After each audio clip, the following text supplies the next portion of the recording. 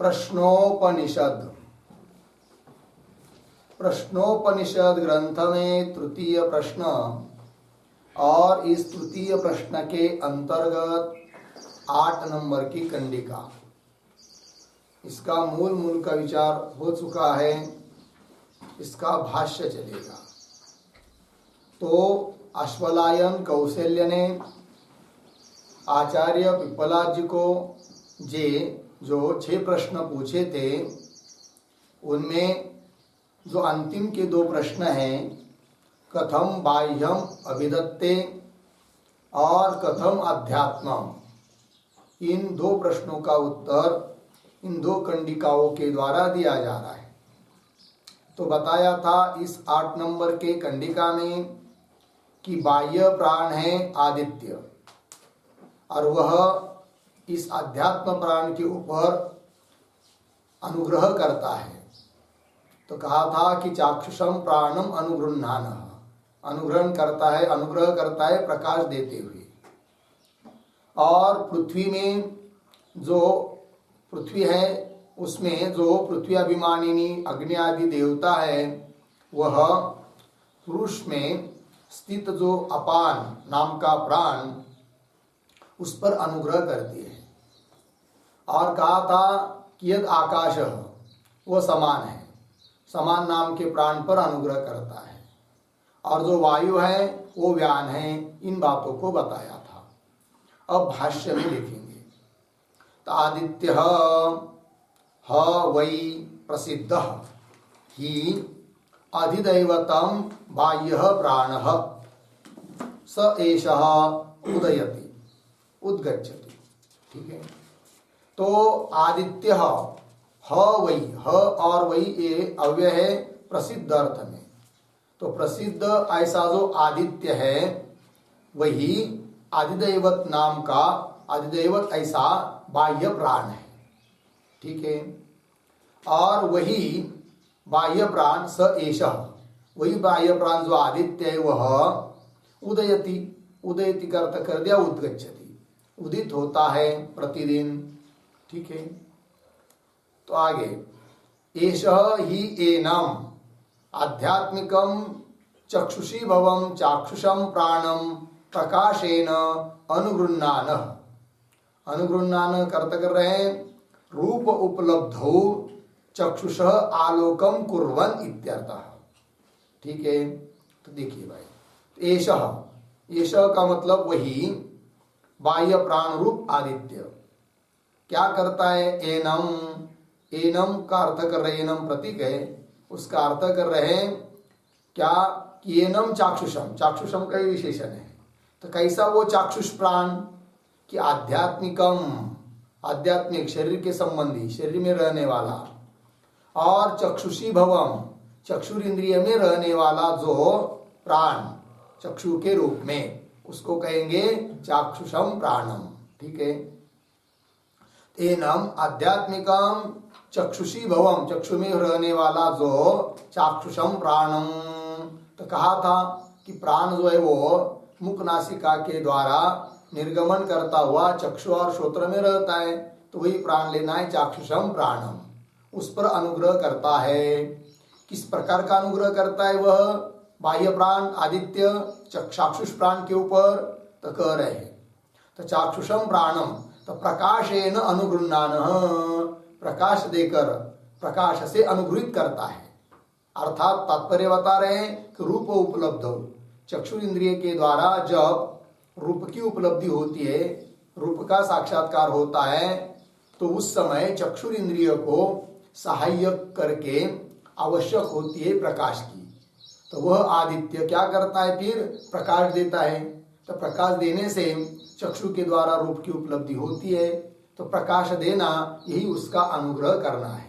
बाह्य प्राण जो आदित्य है वह अनुग्रह कर रहा है किसके ऊपर? चाक्षुष प्राण के ऊपर प्रकाश देकर। वही कह रहे हैं अनुगृह्णान रूप उपलब्धौ, रूप के उपलब्धि में, रूप के साक्षात्कार में चक्षुष आलोकम कुर्वन्, चक्षु को है कि नहीं, आलोक प्रकाश, आलोक शब्द का अर्थ होता है प्रकाश, कुर्वन् देता हुआ, है कि नहीं, क्या कुर्वन इत्यर्थ, तो आलोकम कुर्वन उदयति, उसका अन्वय यहाँ पर भी लगाना है, ठीक है ना। तो वह आदित्य नाम का बाह्य प्रकाश, बाह्य प्राण चक्षुरेंद्रिय को रूप उपलब्धि कराने के लिए आलोक देता हुआ उदित होता है, ठीक है, ये बात हो गई। आगे चलिए, तो तथा, अब मूल कंडिका में पृथ्व्याम वा या देवता इत्यादि जो आया है उत्तरार्ध, उसकी व्याख्या करने जा रहे भाष्यकार। तथा पृथ्व्याम अभिमानिनी या देवता प्रसिद्धा सा एषा पुरुषस्य अपानम, अपानम का अर्थ कर रहे हैं अपान वृत्तिम, अवष्टभ्य प्रतीक है, उसका अर्थ कर रहे हैं आकृष्य, उसका भी अर्थ कर रहे हैं वशीकृत्य, अध एव अपकर्षणेन अनुग्रहं कुर्वती वर्तते इत्यर्थः, ठीक है। देखिए फिर से, तथा पृथ्व्याम, थोड़ा अन्वय दो चार शब्दों में, तथा के बाद तथा पृथ्व्याम या पीछे अभिमानिनी, आगे प्रसिद्धा देवता सा एषा, आगे सरल अर्थ देखिए।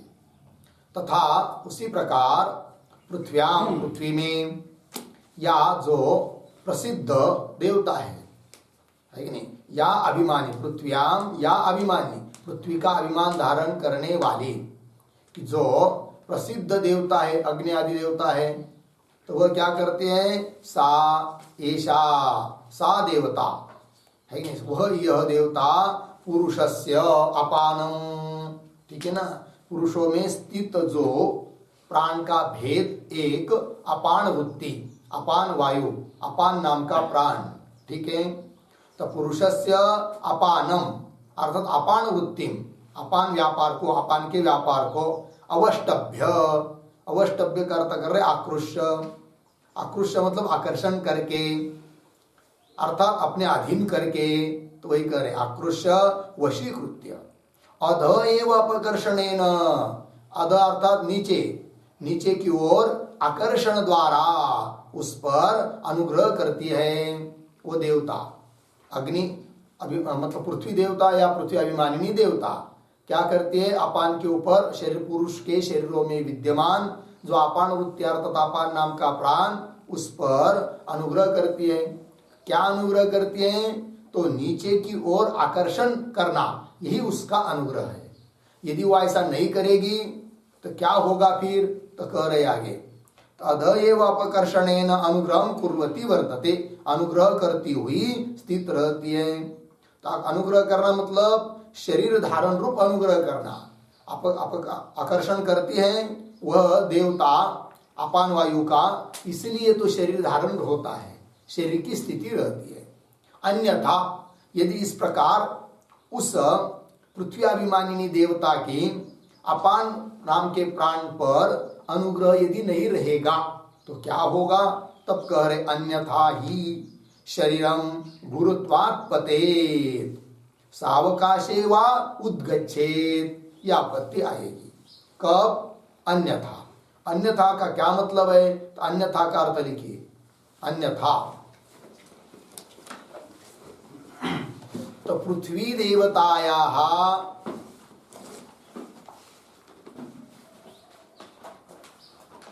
पृथ्वी देवतायाः विधारण अकरणे,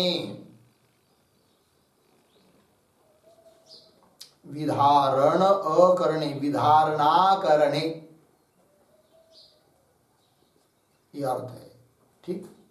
अन्यथा का मतलब पृथ्वी देवता यदि धारण नहीं करेगी, अकरणे, विधारण अकरणे, ठीक है, अपान नाम के प्राण पर अनुग्रह नहीं करेगी तो क्या होगा ही, क्या होगा, तो कह रहे अन्यथा ही शरीरम, हम लोगों का जो शरीर है वह गुरुत्वात् पतित, गुरुत्वात् अर्थात भारी है, शरीर जड़ है, भारी होने के कारण, जड़ होने के कारण वो गिर जाएगा, इसलिए वो पकड़ के रखती है।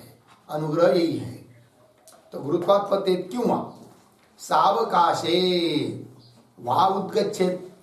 सावकाश मतलब आकाश अवकाश युक्त ऐसा जो अंतरिक्ष, उस अंतरिक्ष में उद्गच्छेत चला जाएगा शरीर, यदि वो अपान वायु को खींचकर नहीं रहेगी।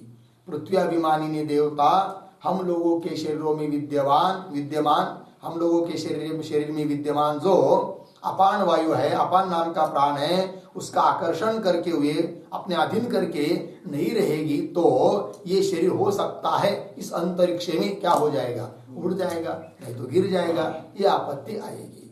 इसीलिए कहा गया कि अपान के ऊपर भी अनुग्रह है। किसका? पृथ्वी का, अथवा पृथ्वी का मतलब पृथ्वी अभिमानी देवता का अनुग्रह है। होगा इतना? चलिए, तो ये बाह्य प्राण अंतर प्राण बताया जा रहा है। आदित्य बाह्य प्राण हुआ और अंतर प्राण हुआ कौन? चक्षु में स्थित जो अध्यात्म है वो अंदर का प्राण हुआ।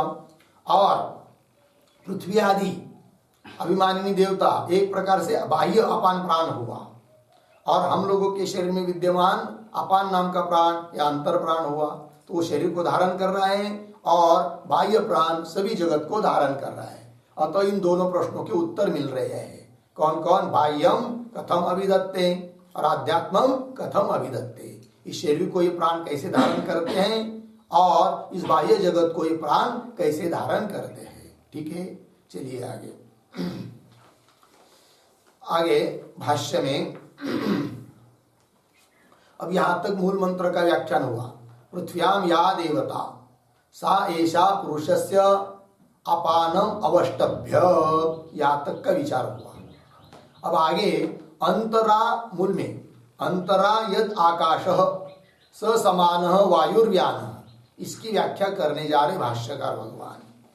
तो कह रहे यद, ये प्रतीक है, तो यद एतत्, जो यह अंतरा, अंतरा का अर्थ कर रहे मध्य, बीच में। किसके मध्य में भाई? तो द्यावा पृथ्व्यो हो, यह आकाश, ठीक है, अंतरा द्यावा पृथ्वी हो, द्युलोक स्वर्गादिलोक और पृथ्वी, इन दोनों के बीच में, अंतरा मतलब बीच में, यह आकाश जो आकाश है, तो वह हुआ अंतरा। मूल कंडिका में अंतरा यद आकाश, अंतरा मतलब दोनों के बीच में जो आकाश है। तो कौन सा आकाश? दोनों के बीच में मतलब किन दोनों के बीच में? पृथ्वी और द्युलोक, इन दोनों के बीच में जो आकाश है। ठीक है, तो स समान आगे कह रहे मूल में, तो भाष्य में देखिए अब।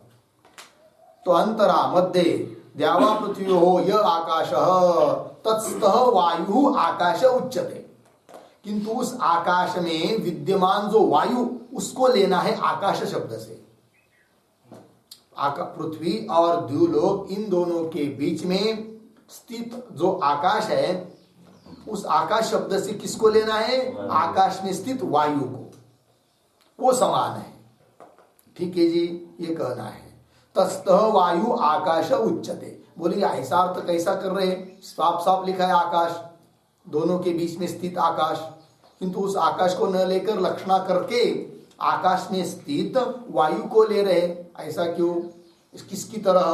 तो उदाहरण दे रहे मंचस्तवत, ये उदाहरण है, दृष्टांत है। तो जैसे कभी कभी क्या होता है, कहीं कहीं से बहुत जोर जोर से चिल्ला चिल्ला का आवाज आता है, चिल्लाने का, है कि नहीं? जो लोग अपने खेतों में पक्षी आदि को उड़ाते हैं, है कि नहीं, फसल की रक्षा करने के लिए, तो वे लोग बहुत बहुत जोर जोर से चिल्लाते हैं। तब कोई पूछता है कि कौन चिल्ला रहा है भाई? तो कोई व्यक्ति कहता है उसको मंचाहा क्रोशंती, मंचाहा क्रोशंती, मंच चिल्ला रहा है। मंच का मतलब होता है क्या? वही खाट लीजिए, चाहे चार ऐसा खंबा रख कर लगाकर, वो मारू, क्या बोलते हैं उसको, माड़ूचा, मड़ा, तो चार ऐसे स्तंभ लगाकर उस पर वो ऐसे कुछ आड़े तिरछे लकड़ी लगाकर उसके ऊपर खड़े रहने के लिए जगह की जाती है। खेतों में फसल की रक्षा करने के लिए ऊंचाई से फिर वो गोफन आदि से पक्षी को उड़ाना पड़ता है, तो उसको बोलते हैं मंचा। तो मंचा क्रोशंती, तो मंचा शब्द का अर्थ होता है वो जड़ स्वरूप बनाया हुआ लकड़ी का वो चीज, वो मंचा है। किंतु वो चिल्ला रहा है क्या? नहीं। किंतु बोला क्या जा रहा है, मंचाक्रोशंती। तो ये वाक्य सुनने वाला क्या अर्थ लेता है, मंचाक्रोशंती का अर्थ लेता है मंच में स्थित पुरुष जो है वे चिल्ला रहे हैं, ऐसा अर्थ होता है। जैसे मंचा शब्द से मंचार्थ न लेकर लक्षणा करके मंचस्थ पुरुष अर्थ लिया जाता है, उसी प्रकार यहां पर भी द्यू और पृथ्वी, इन दोनों के बीच में, पृथ्वी और द्यू के बीच में जो आकाश है, तो उस आकाश शब्द से आकाश को न लेकर किसको लेना है, उस आकाश में स्थित वायु को लेना है। वही भाष्य में लिखा है, देखिए। तो यह आकाश तत्स्तः, तत्स्तः मतलब उस आकाश में स्थित, वायु आकाश उच्यते, आकाश शब्द से उस वायु को लेना है। किसकी तरह, मंचस्तवत, ये दृष्टांत दिया। इस मंचस्तवत, इस पर एक वाक्य लिख लेंगे। तो उद्धरण चिन्ह में लिखेंगे मंचाहा क्रोशंती, इस वाक्य को उद्धरण चिन्ह में लिखिए। तो मंचाहा क्रोशंती, उद्धरण चिन्ह बंद। आगे इत्यत्र, इत्यत्र मंच शब्देन, मंच शब्देन मंचस्थाः पुरुषाः, मंचस्थाः पुरुषाः यथा लक्ष्यन्ते, यथा लक्ष्यन्ते, तथा, तथा आकाश शब्देन, आकाश शब्देन तत्स्थः वायुः, तत्स्थः वायुः लक्ष्यते इत्यर्थः। ठीक, चलिए। तो मंचा क्रोशंती, यहां पर इत्यत्र, यहां पर मंच शब्देन, मंच शब्द से जैसे मंचस्था पुरुषा, मंच में स्थित जो पुरुष है उसका ग्रहण किया जाता है लक्षणावृत्ति से, यथा लक्ष्यन्ते। तथा आकाश शब्देन, उस प्रकार आकाश शब्द जो अभी आया है मंत्र में, उससे क्या लेना है, तस्तः वायु, उस आकाश में स्थित वायु को लेना है लक्षणावृत्ति से। अजत लक्षण इसको बोलते हैं, ठीक है।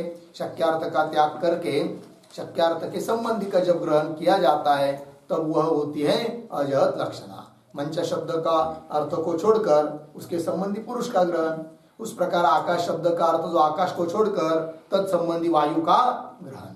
आगे चलिए। स समान, ठीक है जी। अब सह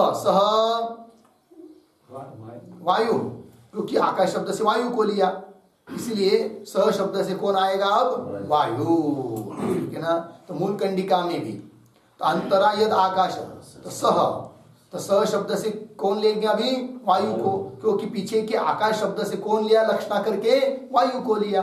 अतः सह, सह नाम वायु, समान, वो वायु क्या हुआ, समान, ठीक है जी। तो फिर समानम होना चाहिए, क्योंकि समान के ऊपर वो अनुग्रह करने वाला है, और वो वायु बाह्य समान प्राण है, और अंदर शरीर की अध्यात्म वायु, अध्यात्म नाम का जो समान है, अध्यात्म समान मतलब हम लोगों के शरीर में विद्यमान जो समान नाम का प्राण, उस पर अनुग्रह करता है वो वायु, बाह्य प्राण, ठीक है। तो समानम होना चाहिए। तो यहाँ पर भी अनुग्राह्य अनुग्राहकयो अभेद उपचारा सामानाधिकरण्यम कृतम, ऐसा समझना है कि नहीं। अनुग्राह्य और अनुग्राहक, एक है अनुग्राहक, एक है अनुग्राह्य। तो अनुग्राहक कौन है, बाह्य वायु, है कि नहीं। और अनुग्राह्य कौन है, शरीर में स्थित समान वायु अनुग्राह्य है।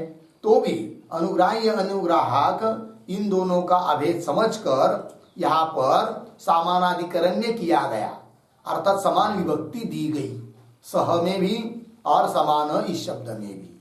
लग गया अर्थ।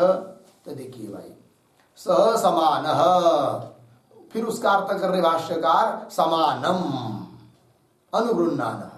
तो बीच में पीछे जो आया है स समान, इस पर एक वाक्य चाहे तो लिख लीजिए। अनुग्राह्य अनुग्राहकयोः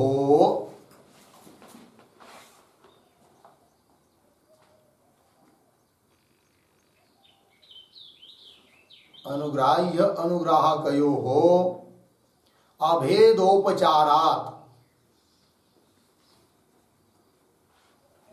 अभेदोपचारात् सामानाधिकरण्यं कृतं भवति।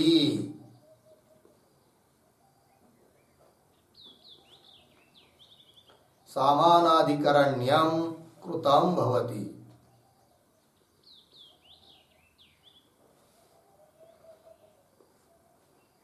ठीक है, चलो भाई।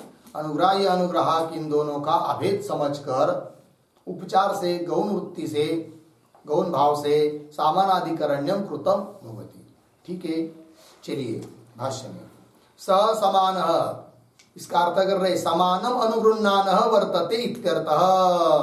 समान नाम के प्राण पर अनुग्रह करता हुआ रहता है। ठीक है, तो वर्तते, समानम अनुगृह्णान वर्तते आया कि नहीं, उस पर भी एक वाक्य लिखेंगे तब सब स्पष्ट होगा कौन अनुग्रह किस पर कर रहा है। तो लिखते हैं आदिदैविक समान वायु,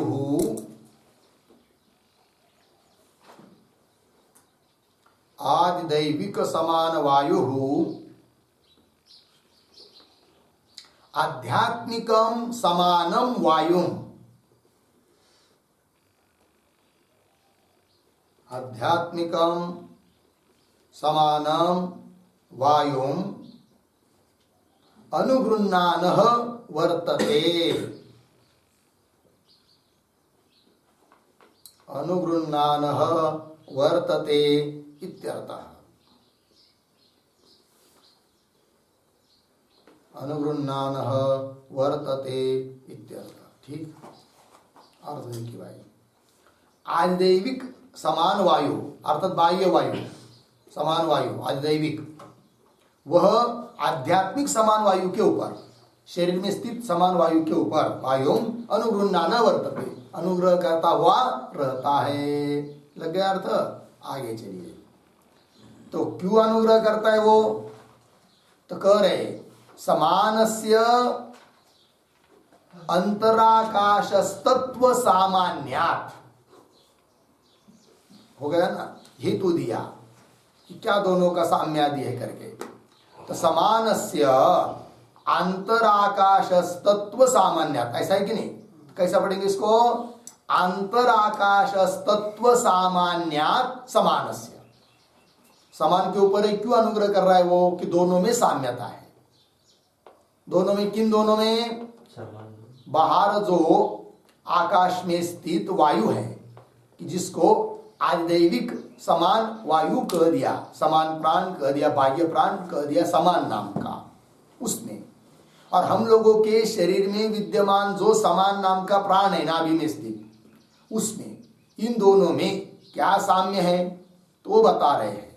और ऐसा साम्य होने के कारण कहा जाएगा कि वह बाह्य वायु समान, आदिदैविक समान वायु इस आध्यात्मिक समान वायु के ऊपर अनुग्रह करता है।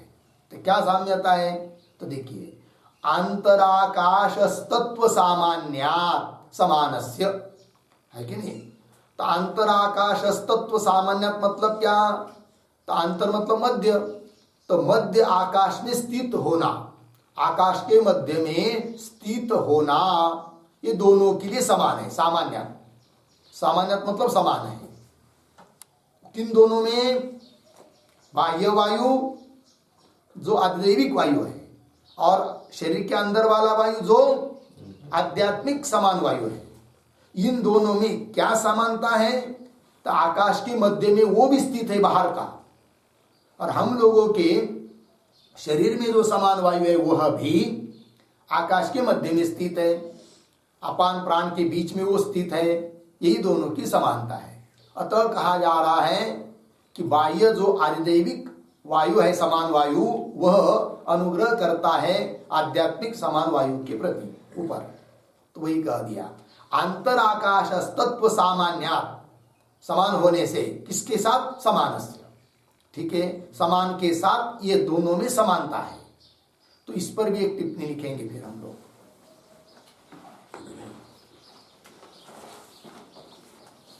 समानस्य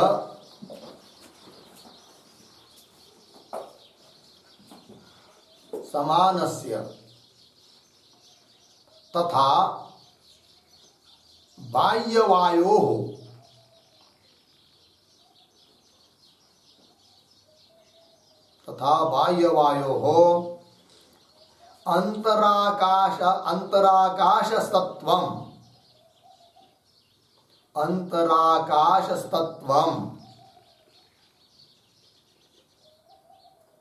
अंतराकाशस्तत्वं तुल्यम अस्ति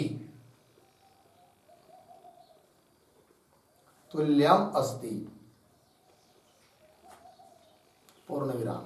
आगे समानस्य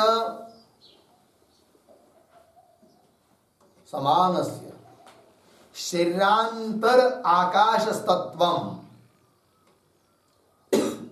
शरीरांतर मतलब शरीरांतरा आकाशस्तत्वं शरीरांतरा आकाशस्तत्वं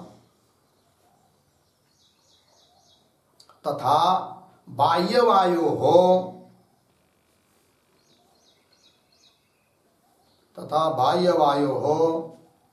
द्यावा पृथ्व्यन्तरा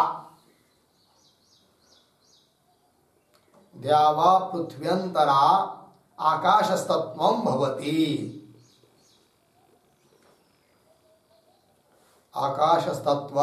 भवति।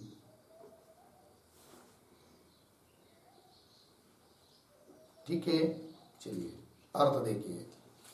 तो समानस्य तथा बाह्य वायु, समान वायु, समान नाम का प्राण, आध्यात्मिक समान नाम का प्राण, हम लोगों के शरीर में स्थित समान नाम का प्राण, और बाह्य वायु, इन दोनों में क्या साम्य है? तो बाह्य वायु अंतराकाशस्तत्वम, अर्थात आकाश के मध्य में स्थित होना, ये दोनों में समान है। बाह्य वायु और अंदर का समान वायु तुल्यम अस्ति।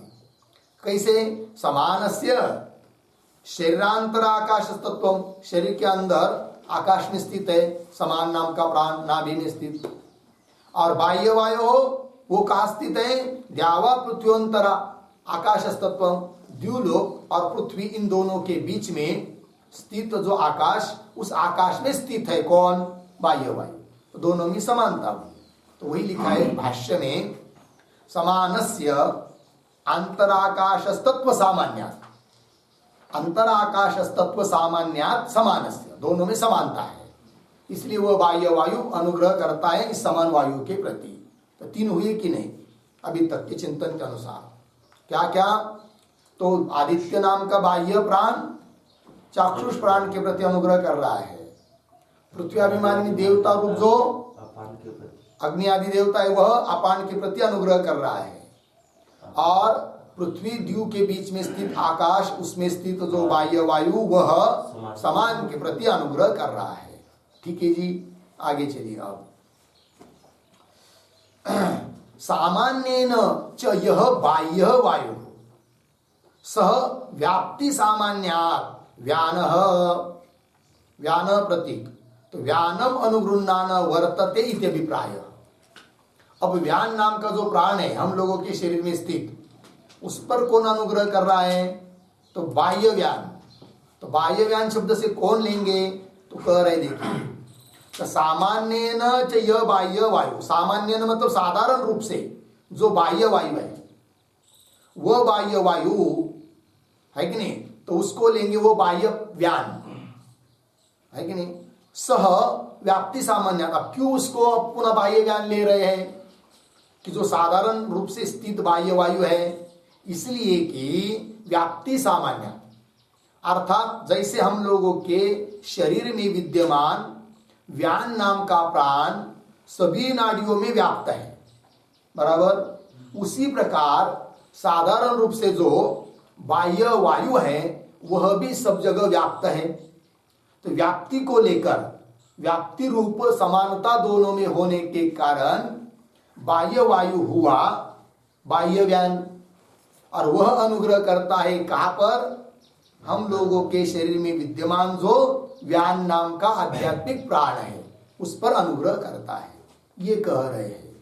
तो ये हुआ भाष्य में। देखिए, सामान्येन च यह बाह्य वायु, सामान्य मतलब साधारण रूप से जो बाह्य वायु है वह सह व्याप्ति सामान्य मतलब व्यापक होने के कारण, व्यापकत्व ये दोनों में समान होने के कारण शरीर के भीतर जो व्यान है वह भी संपूर्ण नाड़ियों में व्याप्त है और ये बाह्य वायु भी व्याप्त है। व्याप्ति सामान्य, व्याप्ति रूप दोनों में समानता होने के कारण व्यान, तो बाह्य वायु व्यान हुआ।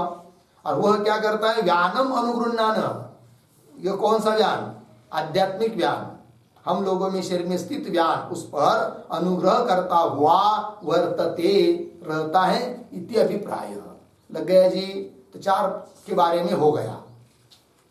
तो अभी मूल में जो कंडिका है मंत्र जैसे अंतरा यद आकाश, तो वहां पर आकाश शब्द से भाष्यकार भगवान ने क्या लिया? आकाश में स्थित वायु को लिया और उसको समान कह दिया। और पुनः साधारण रूप से स्थित जो बाहर का वायु व्याप्त है उसको पुनः कह दिया व्यान। तो है कि नहीं? तो वायु में 2 आ गया, जैसे क्या समानता, समान वायु और व्यान वायु। और यदि आकाश शब्द से आकाश में स्थित वायु को नहीं लेंगे तो आकाश शब्द से आ जाएगा फिर समान वायु, और फिर आगे आने वाला वायु शब्द से आएगा व्यान वायु, अलग अलग हो जाएगा। ऐसा भी एक मत है। ठीक है, ये बात हो गई। तो जो भी हो 4 प्राणों के बारे में कह दिया। तो शरीर में स्थित जो 4, तो 5 का भी उदाहरण आ रहा है आगे। तो ये जो 5 वायु है प्राण शरीर के अंदर, वही शरीर को धारण करते। 6वां प्रश्न था ना, आध्यात्मम कथम अभिदत्ते। आध्यात्म अर्थात इस शरीर इंद्रियों को कैसा धारण करता है? तो अंदर में ये विद्यमान प्राण है वे ही चक्षुरादि के है कि नहीं सहाय्य करके सबको शरीर को धारण करते, शरीर का रक्षण करते, शरीर का पालन करते हैं। और बाह्य जो आदित्य, पृथ्वी है कि नहीं, उन आकाश, वायु, इनके रूप में विद्यमान जो बाह्य प्राण है वह भी इस समस्त जगत को धारण करता है। ये बात हो गई। तो प्रश्न था बाह्यम कथम अभिदत्ते, बाह्य इस जगत को वह प्राण कैसा धारण करता है? तो आदित्य के रूप में, पृथ्वी के रूप में, या पृथ्वी अभिमानी देवता के रूप में, आकाश के रूप में, आकाश में स्थित वायु के रूप में वो प्राण ही है और वह इस बाह्य जगत को धारण कर रहा है। और वही प्राण हम लोगों के शरीर में जो विद्यमान 5 प्राण है उस पर अनुग्रह करता हुआ इस शरीर को भी धारण करता है। तो कथम आध्यात्मम कथम बाह्यम अभिदत्ते, कथम आध्यात्मम अभिदत्ते, ये बात हो गई। आगे चलिए, और अभी 9 नंबर की कंडिका। ठीक है, तो उच्चारण करते हैं। तेजो हवा उदान तस्मादुपशांत तेजा पुनर्भवमिन्द्रियैर्मनसि सम्पद्यमानैः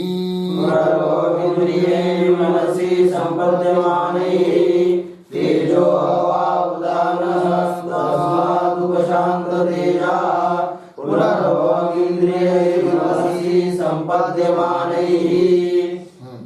तेजः ह वै उदानः तस्मात् उपशांत तेजाः पुनर्भवम् इंद्रियैः मनसि सम्पद्यमानैः।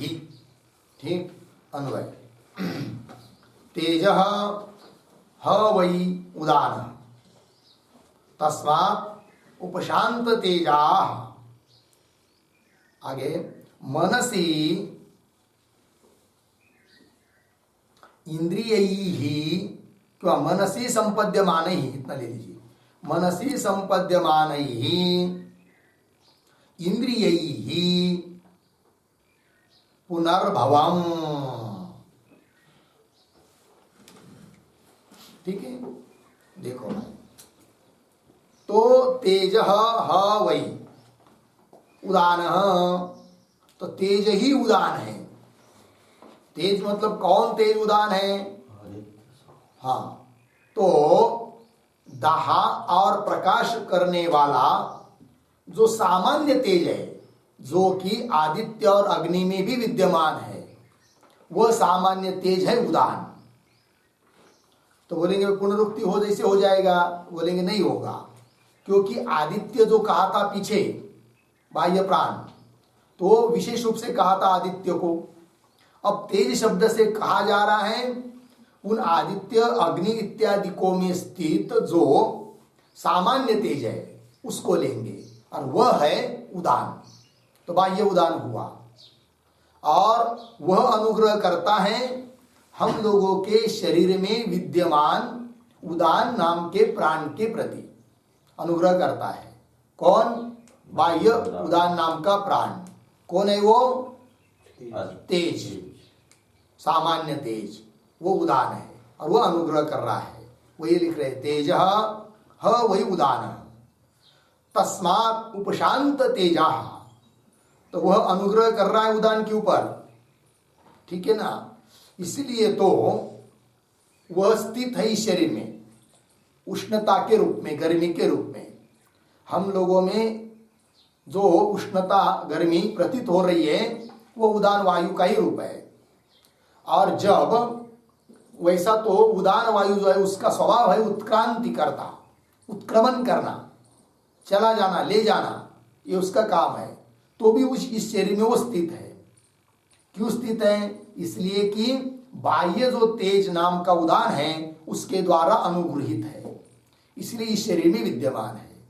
किंतु जब उस जीव का जीवन हेतु कर्म प्रारब्ध समाप्त हो जाता है तब वह उदान वायु तो वो क्या हो जाता है? वह आदमी उपशांत तेजा, उसके शरीर का तेज गर्मी नष्ट हो जाती है, शांत हो जाता है, अर्थात वह उस शरीर को छोड़कर चला जाता है, ठीक है, अन्य शरीर को धारण करने के लिए। तो उपशांत तेजा, लेकिन वो किस प्रकार जाता है? तो जब मृत्यु का समय आता है तो स्मरण काल में, तो जब उस जीव का प्रारब्ध समाप्त होने लगता है तब उदान वायु उत्क्रमण करने वाला होता है। तो होता क्या है? तो इंद्रिय क्या होते हैं? अपने अपने व्यापार को छोड़कर मन में स्थित हो जाते हैं, और वो मन का व्यापार चलता है कुछ देर तक, फिर उसके बाद उस मन का भी व्यापार रुक जाता है और वो मन भी अपने में समेट किए हुए इंद्रियों को लेकर वह मन प्राण में स्थित हो जाता है। फिर प्राण केवल बचते हैं। तब हम लोगों के जो अगल बगल के लोग होते हैं, अन्य लोग, वे बोलते हैं अरे भाई अभी तो मरा जैसा ही है, लेकिन अभी प्राण चल रहा है, धुकधुकी है, श्वासोश्वास चल रहा है, अभी जिंदा है। यद्यपि उसकी इंद्रिय काम नहीं कर रहे हैं, इंद्रिय मन में लीन हो गए और अपना व्यापार छोड़कर, और मन भी कुछ देर तक तो अपना व्यापार चिंतन करता रहता है कि नहीं, संकल्प जैसा, किंतु वह भी कुछ देर के बाद अपना व्यापार को छोड़कर प्राण में स्थित हो जाता है। मन भी तो वो भी अपना काम नहीं करता है, तो केवल प्राण चलता रहता है। और कुछ देर के बाद प्राण में भी बहुत धीरे गति हो जाती है, केवल थोड़ी सी गर्मी बची रहती है। तो कभी कभी श्वास चल रहा है ये भी पता नहीं चलता है, किंतु पता चलता है कि इसके अंदर में थोड़ी गर्मी तो है, इसका मतलब अभी प्राण है। तो उदान वायु में सब आ जाता है वो प्राण भी। तो इंद्रिय लीन हो गए मन में, अपना व्यापार छोड़कर मन प्राण में, और वो सभी प्राण भी उस मन सहित इकट्ठा हो जाते उदान में। और फिर वह उदान वायु जब पूरा समय हो जाता है तो उस लिंग शरीर को लेकर, शरीर इंद्रिय मन इंद्रिय प्राण और उस उपाधि से युक्त उस जीवात्मा को लेकर वह उदान वायु उस शरीर को छोड़कर चला जाता है अन्य देह धारण करने के लिए। तब हम कहते उसको यह मर गया और वो चला गया, फिर कर्म के अनुसार आगे का शरीर देने के लिए उदान वायु उत्क्रांति करता है, ये कह रहे हैं। तो ये कहने का क्या भाव क्यों कहा जा रहा है? तो जो बाह्य तेज सामान्य तेज है वह उदान के ऊपर अनुग्रह करता है, ठीक है। तो वही लिख रहे तेज वही उदान, तस्मात् इसलिए ही उपशांत तेजा, जब इस शरीर का तेज शांत हो जाता है, नष्ट हो जाता है, तब क्या? तो मनसी संपद्यमान ही इंद्रिय ही, तो मनसी संपद्यमान ही इंद्रिय ही का विशेषण है संपद्यमान ही। तो मन में संपद्यमान इंद्रिय अर्थात मन में प्रवेश किए हुए इंद्रिय, संपद्यमान का अर्थ हो जाएगा प्रवेश किए हुए। तो मन में प्रवेश कर जाते कौन? इंद्रिय। तो मन में प्रवेश किए हुए इंद्रिय और उन इंद्रियों के साथ पुनर्भवम, पुनर्भवम अर्थात पुनर्जन्म, देहांतर, उस देहांतर को प्राप्त होता है, प्रतिपद्यते, पुनर्भवम प्रतिपद्यते इत्यर्थः, पुनः दूसरे जन्म को वो प्राप्त होता है, ये कहा जा रहा है। ठीक है जी। तो चलिए, ये हुआ इस मंत्र का अर्थ। अब इसके शब्दों को लिख लेते हैं। तो उसके पहले अवतरणिका के रूप में एक वाक्य लिखेंगे। अपानादीनाम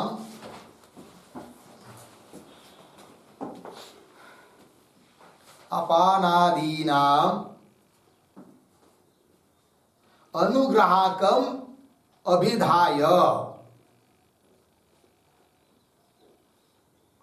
अनुग्राहकम अभिधाय उदानस्य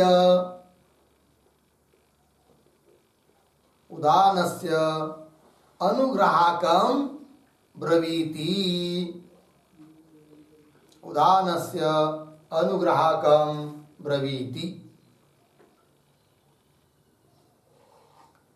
तेजोह इत्यादि, यह मंत्र। ठीक है। चलिए भाई, अपान आदि नाम, इसके पहले कंडिका में 8 नंबर के प्राण, अपान, समान, व्यान, इनको बताया है कि नहीं। अब रह गया क्या? उदान। तो वही लिखा, अपान अपान आदि नाम अनुग्राहकम अभिदाय, अपान आदि को के ऊपर अनुग्रह करने वाला कौन है, इसका कथन करके अब उदान से अनुग्राहकम ब्रवीति, उदान नाम का जो हम लोगों के शरीर में विद्यमान उदान नाम का जो आध्यात्मिक प्राण, उस पर अनुग्रह करने वाला कौन है, इसको बताया जा रहा है इस कंडिका में। तो वही लिखा तेजो ह वही इत्यादि। ठीक है। तो चलिए अब अर्थ को लिख लेंगे। तो प्रतीक है तेज बराबर दाह प्रकाशकरम, दाह प्रकाशकरम सामान्यम तेज, सामान्यम तेज। आगे प्रतीक ह वही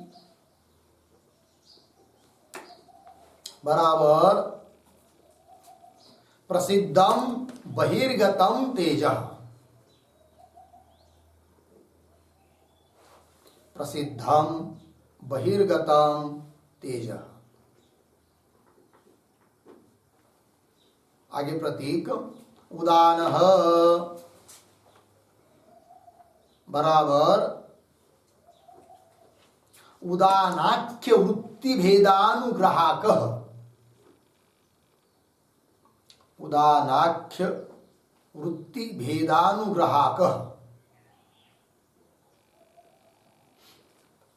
वृत्ति भेदानुग्राहक। कंस में लिखिए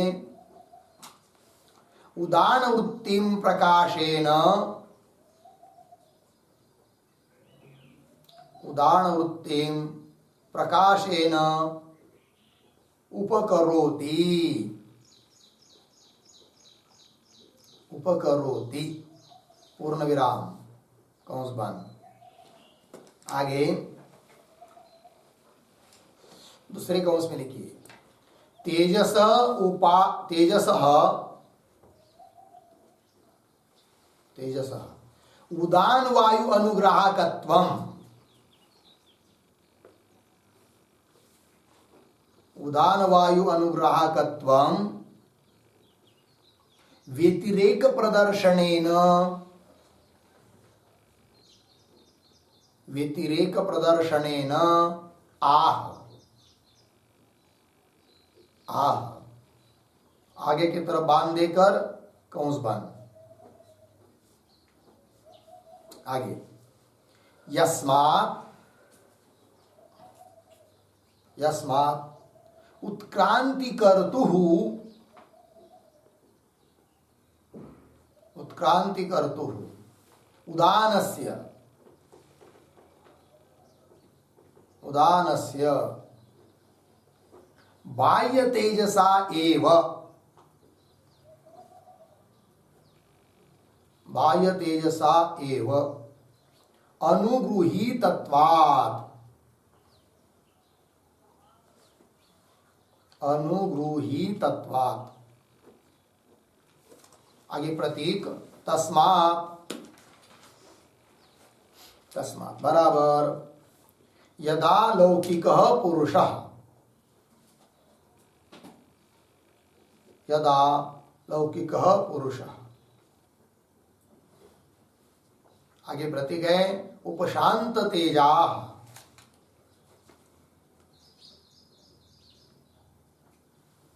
उपशांत तेजा बराबर उपशांतम, उपशांतम बराबर उच्छिन्नम, उच्छिन्न तेजः, तेजः शरीरगतम यस्य, शरीरगतम यस्य सह पुरुषः,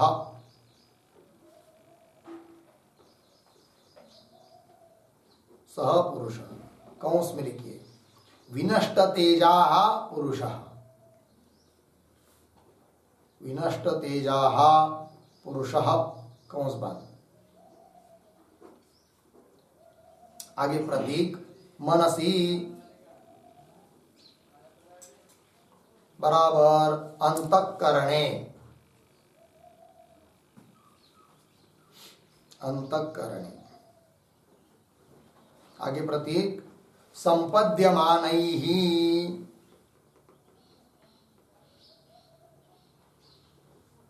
संपद्यमानैः बराबर प्रविशद्भिः, प्रविशद्भिः। आगे प्रतीक है इंद्रियैः, इंद्रियैः बराबर वागादिकरणैः सह,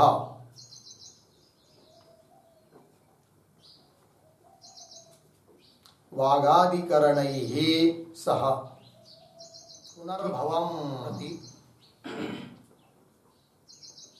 पुनर्भवम् बराबर देहांतरम प्रतिपद्यते, देहांतरम प्रतिपद्यते बराबर प्राप्नोति, प्राप्नोति अर्धविराम म्रियते इति भावः, म्रियते इति भावः।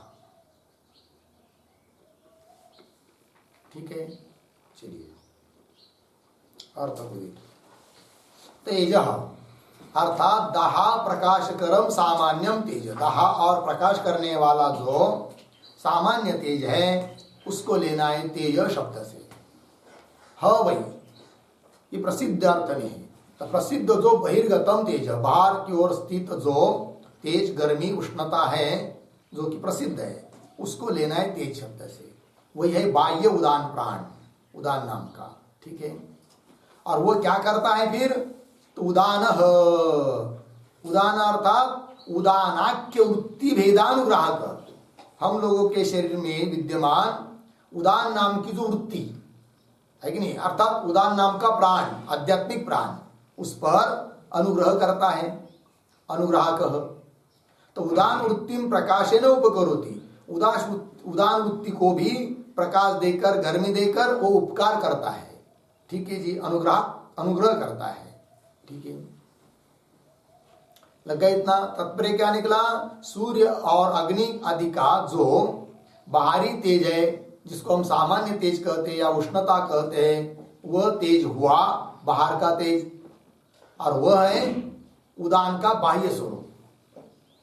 अंदर एक तो वह शरीर में अंदर विद्यमान स्वरूप उदान का, और एक बाह्य स्वरूप है। तो जो बाहर की जो उष्णता आदि है सामान्य तेज जिसको कह दिया, वह उदान का बाह्य स्वरूप है। और वह क्या करता है फिर, शरीर के अपने इस अंग आदि को गर्म रखता है, और शरीर के अंदर स्थित जो उदान नाम का प्राण उस पर भी अनुग्रह करता है, उसको भी स्थित रखता है, ठीक है ना। क्योंकि बाहर के प्राण का, उदान नाम के प्राण का तेज का अनुग्रह नहीं रहेगा तो शरीर के अंदर में स्थित उदान स्थिर नहीं रह पाएगा, क्योंकि उसका स्वभाव है उत्क्रांति करना, तो भी शरीर में विद्यमान है, अतः वो बाह्य प्राण से अनुग्रहित है, यह अर्थ इसका निकलता है, ठीक है। और फिर जिसके शरीर में ये उदान वायु निकल जाता है तो उसका शरीर गर्म नहीं रहता है कि ठंड पड़ जाता है, ठीक है कि नहीं, अर्थात शरीर की गर्मी शांत हो जाती है, तब उसको कहा जाता है उपशांत तेजा, ऐसा पुरुष कि जिसका तेज शरीर का नष्ट हुआ, ठीक है।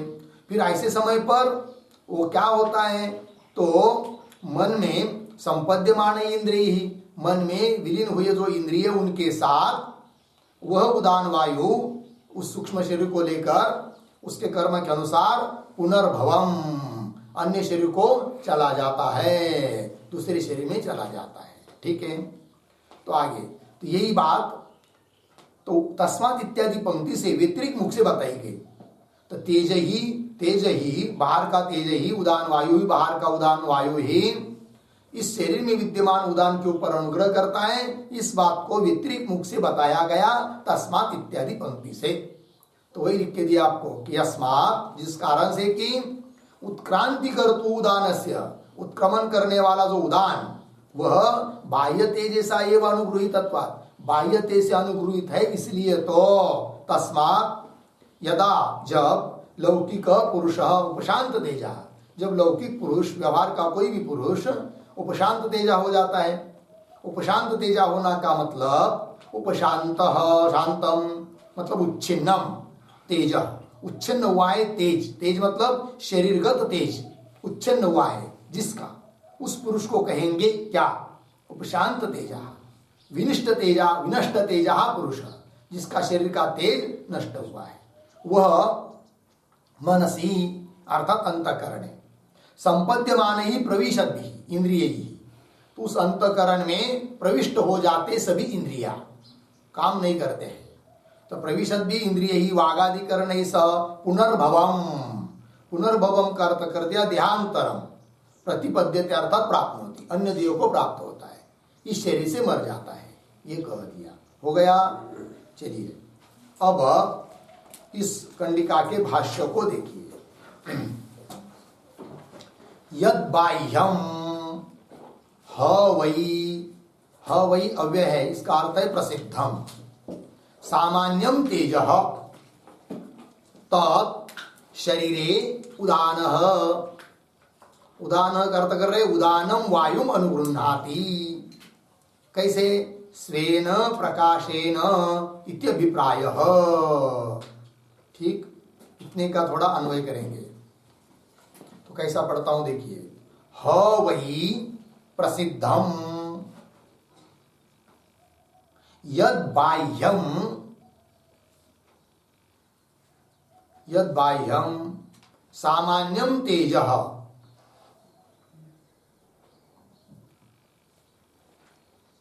ठीक है, सामान्यम तेजः तत् शरीरे उदानः, इसके बाद दो तीन शब्द छोड़कर स्वेन प्रकाशेन उदानम वायुम अनुगृह्णाति, उदानम वायुम अनुगृह्णाति, ठीक है, इति अभिप्रायः, अर्थ को देखिए। ह वही प्रसिद्ध जो यद बाह्यम सामान्यम तेज, बाह्य सामान्य तेज, ठीक है। अब ये बाह्य सामान्य तेज को लिया जा रहा है, पूर्व में आदित्यात्मक विशेष तेज को लिया था, आदित्य को ही लिया था, वो विशेष तेज हुआ, और यहाँ पर तेज शब्द से सामान्य तेज लिया जा रहा है, अतः पुनरुक्ति नहीं है।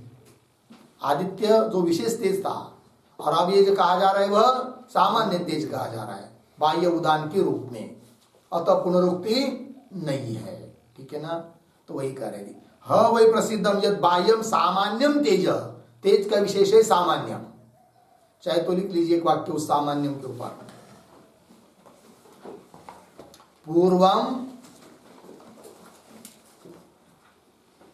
पूर्वम आदित्यात्मकम आदित्यात्मकम विशेष तेजः उक्तम। विशेष तेजः उक्तम अर्धविराम। अत्र अत्र तेजः सामान्यम उच्यते।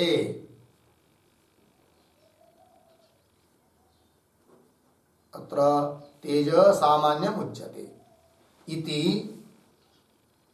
न पौनरुक्त्यम। इति न पौनरुक्त्यम इति भावः। ठीक है, चलिए। पूर्व में आदित्यात्मक विशेष तेज को लिया था, अब तेज सामान्य को ले रहे, इसीलिए पुनरुक्ति नहीं है। तो भाष्य में देखिए, ह वै प्रसिद्धम यद बाह्यम सामान्यम तेज तत् शरीरे, वह शरीर में रहता है। तो उदान, उदान मतलब, तो उदानम वायु अनुगृह्णाति, उदान वायु पर अनुग्रह करता है। कैसे? स्वेन प्रकाशेन, तो स्वेन प्रकाशेन उदानम वायु अनुगृह्णाति, अपने प्रकाश से उदान वायु पर अनुग्रह करता है। कौन? बाह्य सामान्य तेज रूप उदान वायु, वो उदान वायु का बाह्य रूप हुआ, और वह अनुग्रह कर रहा है आध्यात्मिक उदान वायु पर, शरीर के अंदर स्थित उदान वायु पर। स्वेन प्रकाशेन उदानम वायुम अनुगृह्णाति इत्यभिप्राय। लग गया? आगे चलिए। यस्मात् तेजः स्वभावः अर्धविराम बाह्य तेजोनुगृहीतः अर्धविराम उत्क्रांति कर्ता। ठीक, तो कैसा पढ़ेंगे इसको? देखिए, यस्मात् तेज स्वभावः उत्क्रांति कर्ता बाह्य तेजोनुगृहीतः तस्मात्, आगे सरल है अर्थ। देखिए कि यस्मात् जिस कारण से कि तेज स्वभाव कौन? उदान, उदान के विशेषण है। ठीक है ना? तो यस्मात् तेज स्वभाव, उदान वायु कैसा है? तेज स्वभाव है। और कैसा है? उत्क्रांति करता, उत्क्रमण करने वाला है, इस जीवात्मा को अन्य जगह ले जाने वाला है, उसके कर्म के अनुसार उत्क्रांति करता है। और कैसा है? बाह्य तेजोनुगृहित, बाह्य तेज से अनुगृहित है। अब यदि वह उत्क्रमण करने वाला, उत्क्रमण करने के स्वभाव वाला है उदान वायु, तो क्यों इस शरीर में इतने देर तक रुका है? इसलिए कि बाह्य तेजो अनुगृहित, बाह्य तेज से वो क्या है? अनुगृहित है उदान वायु, इसलिए वही करे। तस्मात्, इसलिए यदा लौकिक पुरुष, जब लौकिक पुरुष, कोई भी व्यवहार का पुरुष उपशांत तेजा भवति, उपशांत तेजा भवति मतलब क्या भाई? तो उपशांत तेजा का अर्थ कर रहे भाष्यकार, उपशांतम स्वाभाविकम तेज यस्य सह, सह उपशांत तेजा। ठीक है, उपशांतम अर्थात नष्टम, स्वाभाविकम तेज यस्य, स्वाभाविक तेज जिसका नष्ट हुआ है, ऐसा जो व्यक्ति, उसको कहेंगे स्वाभाविक तेज। ठीक है जी। स्वाभाविक तेज मतलब क्या? स्वाभाविक तेज का मतलब होता है जाठराग्निकृत, जो स्वाभाविक तेज है उदान वायु का। ठीक है ना जी, कि जिसका हाथ वगैरह लगाने से अपना शरीर या दूसरे कोई व्यक्ति अपने शरीर को हाथ लगाता है तो उसमें उष्णता प्रतीत होती है, वही उसका है उदान वायु का क्या? स्वाभाविक तेज। ठीक है, तो यहां पर जो आया है ना उपशांतम स्वाभाविकम तेज, स्वाभाविकम के ऊपर एक वाक्य लिखिए, जाठराग्निकृतम, जाठराग्निकृतम हस्तादिना हस्तादिना स्वशरीर स्पर्शे सति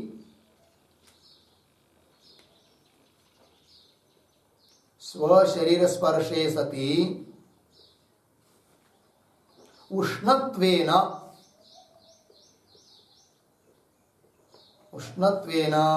उपलभ्यमानं तेजः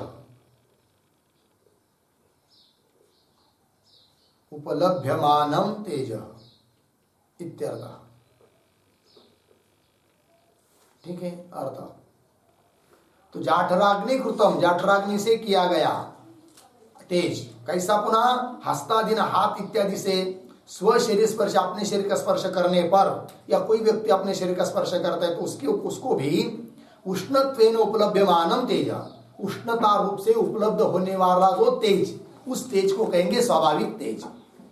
ये उदान वायु का स्वाभाविक तेज है, जाठराग्नि के द्वारा किया गया।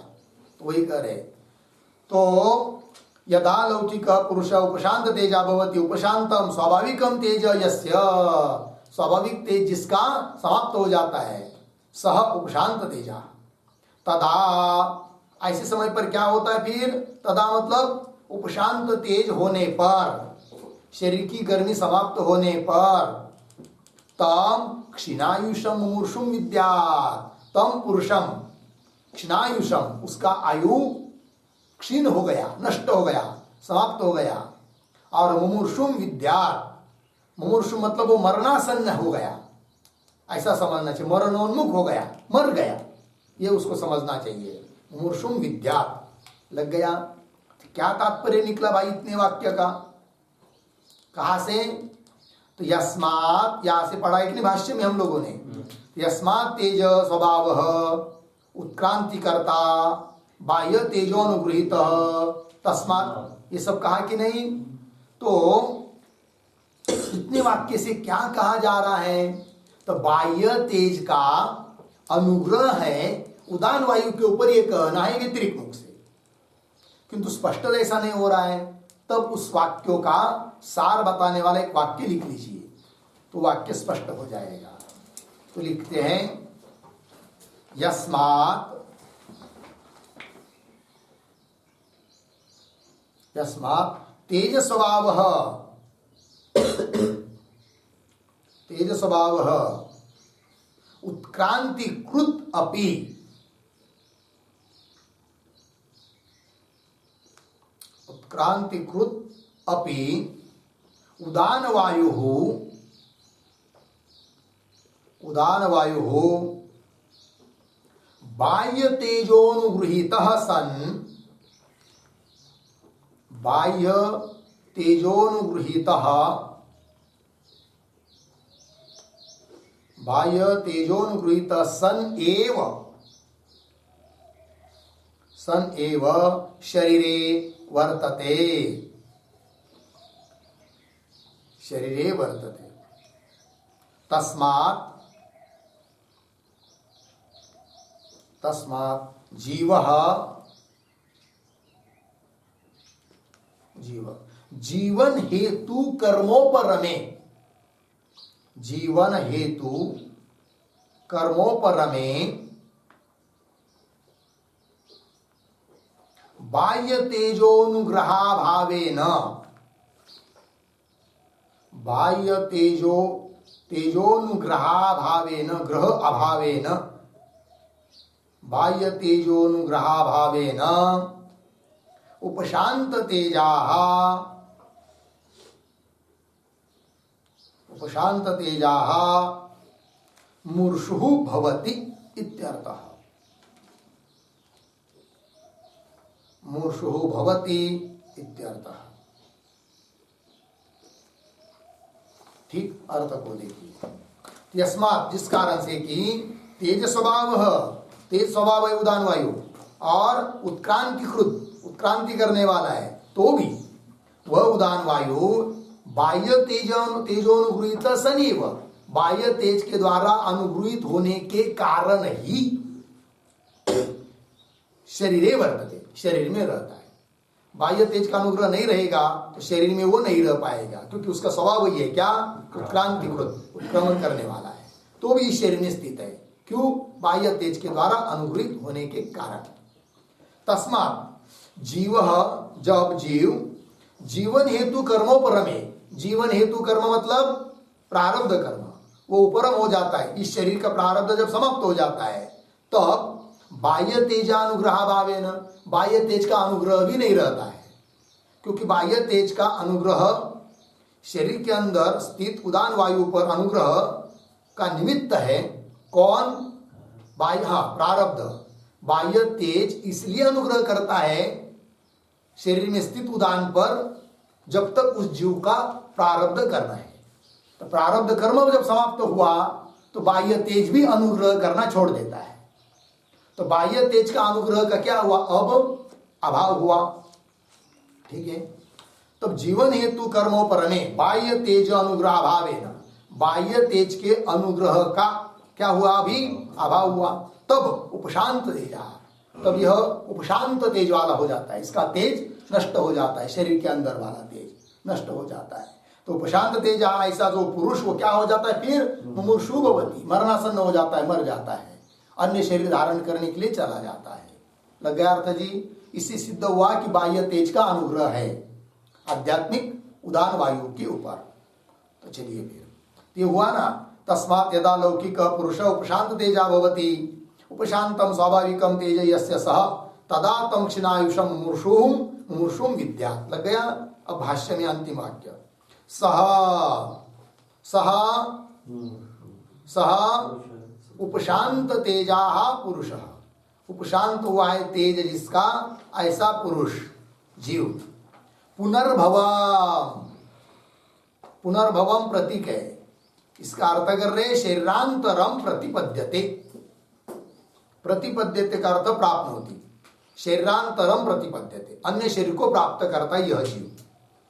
ठीक है, तो पुनर्भवम, ठीक है जी। तो क्या लिखा है? सह, स मतलब उपशांत हुआ है तेज जिसका, ऐसा जीव, पुनर्भवम, पुनर्भवम प्रतीक है, उसका अर्थ कर रहे हैं शरीरांतरम प्रतिपद्यते, अन्य शरीर को प्राप्त होता है, प्रतिपद्यते नाम प्राप्त होती। तो पुनर्भवम, तो पुनर्भवम में भवम शब्द आया ना, क्या अर्थ है उसका? लिखते उस पर, भवति बराबर उत्पद्यते, भवति उत्पद्यते इति भवः, इति भवः बराबर शरीराम। ठीक है, भवति उत्पद्यते इति भवः, भवति नाम उत्पद्यते, जो उत्पन्न होता है उसको कहते भव अर्थात शरीर। तो पुनर्भवम इसका अर्थ हो गया फिर शरीरांतर। ठीक है कि नहीं जी? तो प्रतिपद्यते नाम प्राप्त होती, कथम, कैसे प्राप्त करता है भाई? तो कह रहे आगे, सह इंद्रियैहि मनसि संपद्यमानैहि प्रविशद्भिः, संपद्यमानैहि का अर्थ कर रहे हैं प्रविशद्भिः वागादिभिः। थोड़ा अन्वय करेंगे, मनसि संपद्यमानैहि प्रविशद्भिः वागादिभिः, पीछे इंद्रियैहि सह, इंद्रियैहि सह, आगे क्या वाक्य पूरा कैसा होगा फिर? इंद्रिय सह के बाद समझना है शरीरांतरम प्रतिपद्यते, अन्य शरीर को प्राप्त होता है। ठीक है जी? तो देखो भाई, तो मनसि संपद्यमानैहि, मन में संपद्यमानैहि अर्थात प्रविशद्भिः, प्रवेश करते हैं कौन? वागादि भी इंद्रिय, वागादि सभी इंद्रिय है कि नहीं? मृत्यु के समय में क्या होते हैं? सभी इंद्रिय अपना अपना व्यापार छोड़कर मन में स्थित हो जाते हैं, फिर मन का व्यापार चलता है, फिर उसके बाद पुनः मन भी अपना व्यापार छोड़कर, संकल्प विकल्प आदि छोड़कर प्राण में स्थित हो जाता है, और वो मुख्य प्राण में स्थित हुआ तो वो मुख्य प्राण उदान में स्थित हो जाता है। तब वो उदान वायु, उदान नाम का प्राण उस लिंग शरीर उपहित जीव को लिंग शरीर के साथ उसके कर्म के अनुसार अन्य शरीर में ले जाता है। ये बात है, ये प्रक्रिया होती है। तो वही कह रहे हैं फिर, तो मनसी संपद्यमान ही प्रविशद्भि वागादि भी इंद्रिय सह, इंद्रियों के साथ शरीरांतरम प्रतिपद्यते, अन्य शरीर को प्राप्त होता है। लग गया अर्थ? ये बात हो गई। अब आगे का विचार हम लोग कल करेंगे। ओम पूर्णमदः पूर्णमिदं पूर्णात् पूर्णमुदच्यते पूर्णस्य पूर्णमादाय पूर्णमेवावशिष्यते। ओम शांति शांति शांति।